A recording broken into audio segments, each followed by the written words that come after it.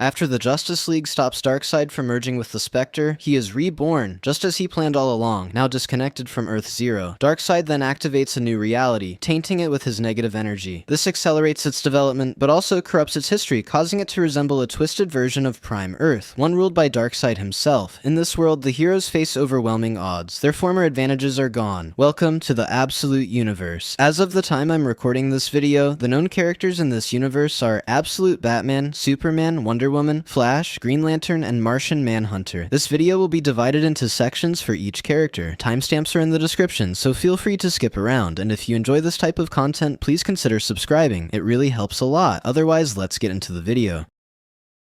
In this universe, Bruce Wayne wasn't born into wealth. His father, Thomas Wayne, was a teacher, and his mother, Martha, a social worker. Bruce grew up in Crime Valley, where he became close friends with Edward Nygma, Harvey Dent, Oswald Cobblepot, Killer Croc, and Selina Kyle. Despite his environment, Bruce excelled in school. In 5th grade, he won an engineering competition, earning a trophy and a class trip to the Gotham Zoo. But tragedy struck that day. His father was shot and killed at the zoo. The loss changed Bruce forever. Though he spiraled for a while, he eventually refocused and earned a football scholarship to the best school in the state. But during his first week, Bruce faked an injury. He had other plans. Instead of playing football, Bruce immersed himself in studies, everything from criminal psychology and chemistry to military theory and applied mechanics. When he returned to Gotham, he worked various infrastructure jobs and even interned at the city council, learning every inch of the city. Preparing himself to become Gotham's protector, we get a glimpse of Bruce in the early stages of his journey as Batman. At this point, he was still figuring out how Batman could effectively stop crime. Initially, he designed his costume to resemble a vampire, complete with glowing red contact lenses, a voice changer, and fake fangs, using it to fight street criminals. However, Bruce soon realized that this approach wasn't enough to create real change. He needed to think bigger. He abandoned the vampire aesthetic for something less theatrical, developing wings for his costume and establishing hidden bases in the sewers and skyscrapers across the city. With a clearer purpose, he began targeting the leaders of Gotham's criminal underworld. Now enter Gotham's new murderous gang, the Party Animals. These guys are absolutely insane. They have driven the murder rate up by 700%, but it doesn't stop there. The gang have been killing the heads of the Falcone and Maroni families. This is where Alfred comes in. In this universe, he's not a butler. He's a mercenary, estranged from his daughter Julia, who wants nothing to do with him. Alfred is sent back to Gotham by his handlers to investigate the Party Animals and a mysterious figure, who we can assume is Batman. But Alfred is also still obsessed with someone he's been hunting for 5 years. Remember that for later. At Croc's gym, Waylon invites Bruce to a poker game, but Bruce declines. Waylon urges him at least to attend the upcoming town hall meeting about the Party Animals. Bruce declines, but he goes as Batman instead. He's waiting for the gang to strike, so is Alfred. At the meeting, Mayor Jim Gordon is being berated by angry constituents. Suddenly, the Party Animals burst in, guns blazing. Jim is shot. Batman springs into action, telling Barbara, Jim's daughter, not to open the door. He goes to work, while Alfred watches from the shadows. When the moment is right, Alfred tries to sneak up on Batman, but Bruce is ready. He disarms him, takes his shotgun, and vanishes into the night. Determined, Alfred launches an investigation into Batman. He uncovers Bruce's identity and follows him, intending to kill him, but when he sees Bruce with his mother, he hesitates and walks away. This leads him to Bruce's hideout, but Batman is already waiting. Using the shotgun he took earlier, he escapes once again. Later, Bruce discovers that valuable intel is stored in a mayoral candidate's computer. He breaks into the office, opens the Arkham file, and a video message appears from the Party Animals leader. He wants to make a deal, but the Gotham PD and his own men are already surrounding the building. He'll be waiting for Batman's call. As Batman begins to escape, Alfred intercepts him. He says they should work together. Batman gives him 30 seconds to explain. While escaping, Alfred urges Batman to take the deal. He believes the Party Animals leader is Roman Sionis, Black Mask. He's too big to fight head-on. If Batman takes the deal, they all win. Alfred can return to his mission, Bruce can use the money to expand Batman's reach, and they'll take Roman down later. Before Batman can give his final answer, they're cornered by cops. Bruce tells Alfred to pull a lever in front of him, ejecting Alfred, while Batman's vehicle dives into the water. At the bottom lies a hidden entrance to the Batcave. Later on, Edward Nygma explains to Bruce how the Party Animals masks operate. While they're talking, Harvey Dent calls Bruce with information he requested about the Arkham Fund. Harvey uncovered that it's backed by a company specializing in building private prisons and black sites, places where nothing good ever happens. Batman tells Roman he'll take the deal, $200 million to stand down for 1 week. They meet up on a rooftop with Alfred and the Party Animals watching. Roman tells Batman the money should have already hit his account. Bruce responds, I know, I already spent it. Roman Roman, confused, asks, "On what?" Batman then activates a bat signal made from a Zeus spotlight and $200 million arranged in the shape of a bat. The signal only lasts as long as the money burns. Black Mask, furious, shouts to the party animals that Batman cancelled the deal, prompting the gang to attack. Batman handles the crowd as he has in the past, but this time Black Mask came prepared. Black Mask orders his henchmen to fire net guns, trapping Batman in place. What follows is a brutal assault. The gang stabs him with his own cowl knives and beats him with his bat axe, eventually knocking him over the ledge toward the street below. Batman is saved at the last moment by his cape, but he's badly injured. He manages to find a way to escape, but Barbara Gordon has caught up to him, yet she lets him go. Badly torn up, Bruce patches himself up. Then Alfred shows up and berates him for his actions with Black Mask. Bruce reveals he planted a tracker on Roman, but Alfred warns him he has no idea what he's gotten himself into. Alfred then says he won't help Bruce anymore. Roman hijacks the city's TV broadcast, delivering his nihilistic philosophy to the people of Gotham. He tells them the wealthy destroyed the world long ago, and that they are all struggling daily to maintain a system that gives them nothing. Roman urges them to seize whatever pleasure they can before everything collapses. Since Batman rejected his offer, Roman now offers the money to the people of Gotham. $50,000 for robbery, $100,000 for arson, $250,000 for murder, $1 million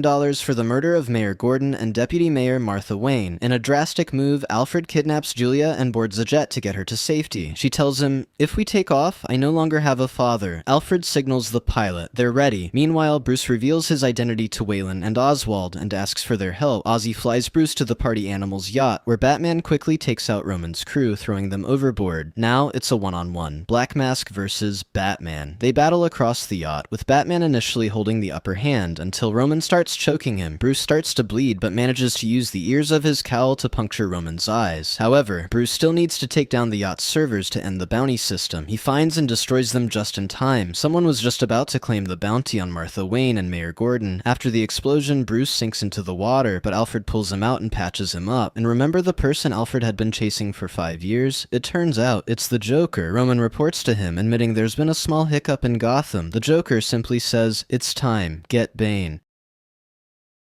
In this universe, there is no Clark Kent. Kal-El grew up on Krypton in a region known as the Redlands, alongside his mother Lara, his father Jor-El, and their dog Krypto. Kryptonian society was deeply divided by class. At the top sat the Science League, also called the Clerics. At the bottom was the Labor Guild, where Kal-El and his family belonged. Every citizen wore the symbol of their class on their chest. For the Labor Guild, that symbol was a stylized S, the one we now know as the Superman logo. Jor-El and Lara were once rising stars in the scientific community, but after openly criticizing the Clerics, they were blacklisted and forced into the Labor Guild. Lara became a farmhand and mechanic. Jor-El worked as a mining engineer. One day, deep in the mines, the ground split open, releasing a deadly green gas. It burned and killed everyone it touched. Jor-El barely escaped. When he got home, Lara immediately knew something was wrong. He confessed what he saw. Krypton was doomed. Together, they began working on a way to save lives. They began working on Soul, an all-in-one AI spaceship and supersuit, but because she designed it as a child, it could only carry one person unless they gathered more sunstone to expand its capacity. Jor-El wanted to finalize the plan before going to the Clerics. Lara disagreed. She believed their status meant no one would listen. Jor-El insisted. If the Clerics refused, they would take as many people as they could and leave Krypton themselves. Kal-El noticed his parents working constantly. His father often brought home sunstone, but it wasn't until Krypto started barking that Kal-El discovered the truth. He wandered into the wilderness and saw it for himself. Dead crops, poisoned lakes, and lifeless animals scattered across the Redlands. Meanwhile, the official news dismissed these disasters as isolated gas leaks. Kal-El's suspicions grew stronger during a school trip. He witnessed multiple train derailments. When he posted about it on the school board, his post was immediately taken down. Even his notes were deleted. A parent-teacher conference was suddenly scheduled. The trip was to the Halls of Wisdom, headquarters of the Clerics. That's where Kal-El heard shouting. He turned a corner and saw his father, Jor-El, being dragged away by Law Guild officers. Jor-El shouted warnings to the crowd, begging to speak to the Science League. The officers called him delusional. As he was taken away, he told Kal-El to run. Kal-El rushed home and told his mother everything. She immediately suited up and prepared for a rescue. She and Kal-El headed to Kandor. The guards tried to arrest Kal-El too, but Lara fought through them. She broke Jor-El out, while Kal-El accessed the computer terminal. He discovered the Clerics had known about Krypton's collapse all along. They were secretly building ships, but only for the elite. Kal-El leaked the information. When the family returned home, Jor-El and Lara tried to tell him the truth, but he already knew. They showed him Soul and told him their plan to save as many lives as they could. The Science League sentenced the entire El family to death. They fight their way into the Rao Mountains and prepare for launch. They waited as long as they could, but they can't save everyone. Their ship was the only one to take off that day, as the clerics' ships had been destroyed by angry citizens. Kal-El had a moment of peace as their ship finally took off. However, as Krypton exploded, a massive piece of debris struck the vessel. It broke apart, forming personal escape pods around each passenger. After the final shockwave hit, Kal-El looked out and realized he was the only survivor. Kal-El drifted alone through space with Sol, searching for a habitable world. After 17 months, he began to lose hope. He wanted to end it all, but Sol wouldn't let that happen. Fortunately, they finally found a world, Earth. He crash-landed on the farm of Martha and Jonathan Kent, two struggling farmers. Their land had been hit by drought, while neighboring farms mysteriously received rain. Martha suspected the Lazarus Corporation was behind it. Jonathan dismissed it as propaganda, but they both knew they needed a miracle, and Kal-El was that miracle. He emerged from the wreckage, wreathed in flames, crying out in Kryptonese. Then he collapsed. Sol dissolved into dust and wrapped around Kal-El's body. Jonathan feared he was dangerous, but Martha saw something else. They took him in. Sol stayed silent for weeks, while Kal-El drifted in and out of consciousness. The Kents cared for him, day and night. Eventually he woke, fully healed. Once Kal-El stepped outside, he was reminded of his home, the Redlands. He would live with the Kents for the next 2 weeks. Though they didn't speak the same language, they grew to love him like the son they never had. One day, while fixing their tractor, Sol finally reactivated. It downloaded the English language, and Kal-El finally spoke to the Kents. Sol detected Lazarus drones overhead and shot them down. Rain fell on the farm for 3 straight days. It seemed Kal-El had finally found peace, but a passerby reported him to the Lazarus Corporation as an undocumented alien. Soon, peacemaker units raided the farm. Kal-El tried to explain, but they wouldn't listen. The Kents begged him to flee. Kal-El realized Earth's leaders were just as corrupt and cruel as Krypton's. For the next 5 years, Kal-El flew all around the globe, helping those oppressed by Lazarus Corp. But in Brazil, after helping a village, he overslept, staying too long in one place. Peacemakers ambushed him. Sol urged him to run, but Kal-El was tired of running. He stood his ground. He fought his way through the peacemakers. They deployed Reaper drones which nearly took him down. He destroyed them with heat vision, but not before an agent got close. It was Lois Lane. She cuffed him, demanding he surrender. Kal-El tried to escape, however, even his super strength couldn't break the handcuffs. Sol needed time to disable them. Suddenly, the peacemakers opened fire. Kal-El shielded Lois with his cape and flew into the air to dodge their attack, but they were shot down and crashed into a nearby village. Lois wanted answers. Kal-El wouldn't give them. He told her she represented everything wrong with Earth. Before they could argue further, a helitank fired at them. Superman hurled a car at it, destroying the vehicle, but it crashed into a church. Still cuffed, Superman leapt into action to help the trapped villagers. Lois was stunned by his compassion. By this time, Sol finally cracked the cuffs. Lois asked him to stay, to talk, but Kal-El flew away. Back at the Lazarus headquarters, Lois filed her report into the Brainiac system. Meanwhile, Brainiac watches her from another location. He is the system, manipulating the information she puts in. When the system classifies Kal-El as a threat, Lois decided to write the report on her own. She traveled to every location Superman had visited, but no one would talk. Locals remained silent. Eventually, she ended up in Pakistan. There, she got a call from her father, Sam Lane, a retired general who lost his legs fighting the Omega Men. He scolded Lois for traveling alone and warned her to stay away from Superman and the Omega Men. She reminded him Superman hadn't killed anyone. When he asked about the Brainiac report, she hung up. Later, Lois sensed she was being followed. She ambushed the figure. It was Alpha, a member of the Omega Men. She accused him of trying to kill her. He said she was wrong. The Omega Men weren't her enemies. They were trying to save the world. Lazarus Corp and its director aren't who they say they are. They fight while Alpha tries to talk some sense into her. Suddenly, Omega Prime appeared and fired shots at Lois. Brainiac called for backup, and the Peacemakers arrived. Prime attacked Lois with her sword. Alpha shouted for her to stop. Then red dust filled the air. Superman arrived. He threw Omega Prime away and froze the Peacemakers in place. He told Lois to stop looking for him and flew away. Kal-El returned to Smallville, Kansas, seeking solitude and memories of home. Meanwhile, Lois visited the Smallville Senior Living Center, hoping to speak with Martha Kent. Her house was abandoned, now owned by the Lazarus Corporation. Brainiac, watching her, reported to his superior. The director stepped out of the Lazarus pit. Ra's al Ghul declared, "Salvation will come once Superman kneels at my feet."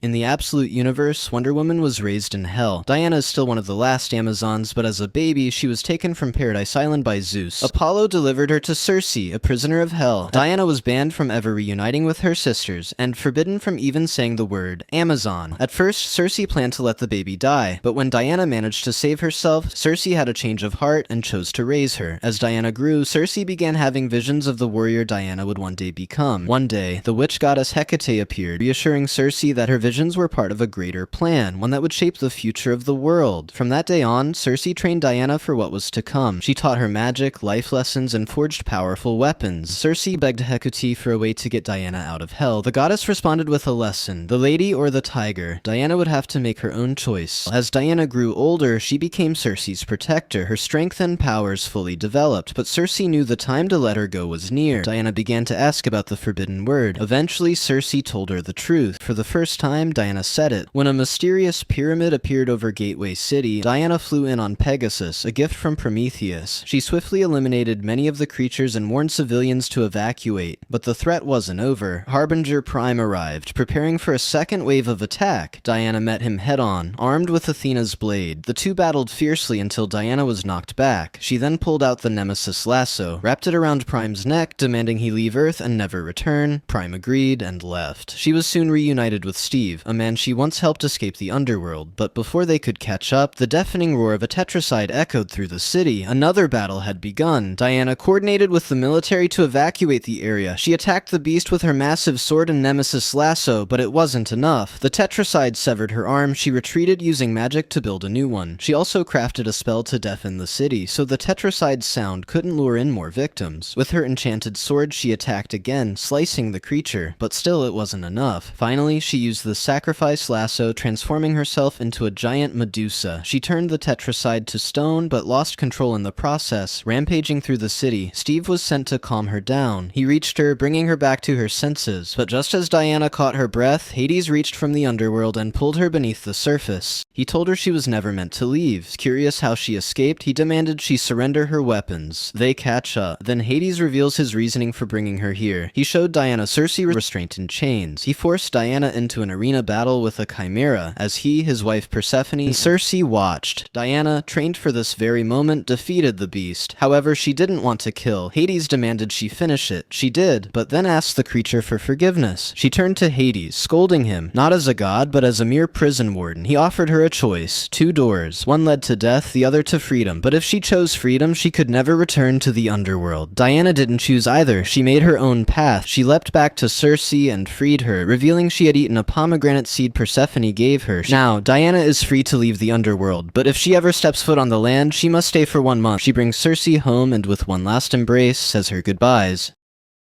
15-year-old Wally West is an army brat, constantly moving from base to base with his father, Colonel Rudy West. Smart but isolated, Wally struggles to make friends or find anything that really excites him. His strict, emotionally distant father doesn't make things easier. One night, after breaking curfew to walk around town, Wally returns to the base and gets chewed out, but Barry Allen saves him from the guards and offers to show him the experiments he's working on. Wally is intrigued, but when Barry invites him to work in the lab, Wally declines. That decision is solidified when Colonel West storms in mid-tour, furious, and drags his son home. The next day, tensions boil over. Wally and his father argue again, this time about Wally storms out. He goes straight to Barry's lab. Unfortunately, he walks in on the middle of an experiment, Project Olympus. There's an explosion. Wally is hit by a blast of unstable head-splitting energy, while presumably Barry Allen dies. From that moment on, Wally can't stop running. Blaming himself for Barry's death, Wally is disoriented and emotionally spiraling, all while being hunted by a group known as the Rogues. It's unclear why they want him. As Wally flees, we're introduced to the Rogues. Captain Cold, Trickster, Glider, and Boomerang. They try and apprehend Barry. Captain Cold freezes Wally's leg with his ice gun. Panicked and cornered, Wally instinctively unleashes a burst of energy that knocks everyone back. In the chaos, Wally experiences something strange. He's contacted by Barry Allen. Barry tells him to take his hand. Before Barry can guide him further, he's interrupted. Colonel West arrives, furious and confused, and attacks Barry, blaming him for everything that's happened to his son. But their scuffle is interrupted by Wally. They both can see him. Wally would then physically return for a few seconds, happens, however, when Barry touches him. Wally gets sent back. Back in the desert, Trickster manages to trap Wally in a force field bubble, but Wally phases through it without thinking, acting entirely on instinct. As he runs again, Glider catches up. Wally kicks into overdrive, pushing his speed beyond anything he's done before. In doing so, he briefly glimpses alternate points in time, hinting at a power far greater than he realizes. Frustrated, Captain Cold gives the order to unleash their secret weapon, Grodd.